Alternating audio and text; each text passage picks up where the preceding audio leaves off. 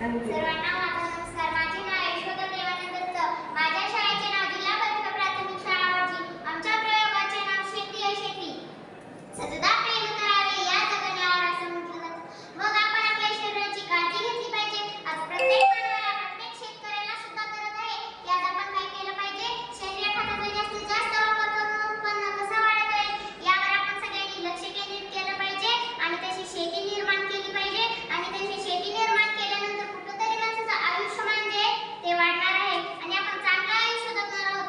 आज आपल्या पिढीला गरज आहे, आपण पुढच्या पिढीला सुद्धा हे ज्ञान दिलं पाहिजे. या सगळ्या गोष्टीची आपल्याला काय झाली पाहिजे, जाणीव झाली पाहिजे. तरच आपल्याला कळणार आहे की आपण काय करत आहोत आणि काय नाही.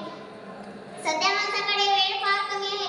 वेळेच्या अभावी आपण पटकन काहीतरी ब्रेकफास्ट नाश्ता वगैरे करून काढायचं बघतो, पण ते चुकीचं आहे. सुरुवातीला आपल्याला पौष्टिक आहार घेण्यासाठी आपल्या शेतामध्ये गाजर म्हणा, रताळी म्हणा, बटाटे म्हणा, वांगे म्हणा, या भोपळा म्हणा, या सगळ्या शेतीसाठी पालेभाज्या म्हणा, या सगळ्या शेतीसाठी आपण रासायनिक खताचा वापर न करता आपण स्वतः सोनखत निर्माण करायचं आहे आणि तो सोनखत आपल्या पिकांना टाकायचं आहे.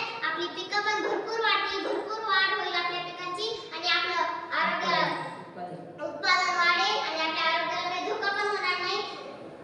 उत्पादन वाढेल आणि त्यासाठी वापरले जाणारे घटक रासायनिक खत. रासायनिक खत आपण खत ज्याने प्रथिने आणि नायट्रोजन भरपूर प्रमाणात असतात. जे मासे खातात त्यांची केस खूप काळे असतात, त्यांना खूप जास्त ऐकू येतं, खूप जास्त दिसतं. आणि जे आपण मासे खातात ते शिल्लक राहतात ते टाकून द्यायचे नाही. ते एका खड्ड्यात कुटून त्यापासून खत तयार होईल. पंचगव्य, गाईचे मूत्र, अंडी, शेण, दूध, दही, तूप यांचे मिश्रण बनवून ही सेंद्रिय खत तयार होतो. कचरा व पालापाचोळा, झाडांची पाले, फळांची साले व भाज्यांचे तुकडे आणि घरातील इतरवला कचरा यांचे मिश्रण बनवून ही सेंद्रिय खत तयार होईल. हाडांचे चूर्ण, प्राण्यांची हाडं करून त्यापासून फॉस्फरयुक्त खत तयार होतो. हरित खत. हरित खत सेंद्रिय खतासाठी काही विशिष्ट वनस्पती जसे की सगळे ढेस लागवड करून त्या जमिनीत नांगरले जातात. भुसभुशीत राख, जळलेल्या झाडाची लाकडाची हिरा, पोटॅशियम, कॅल्शियमचा चांगला स्रोत आहे.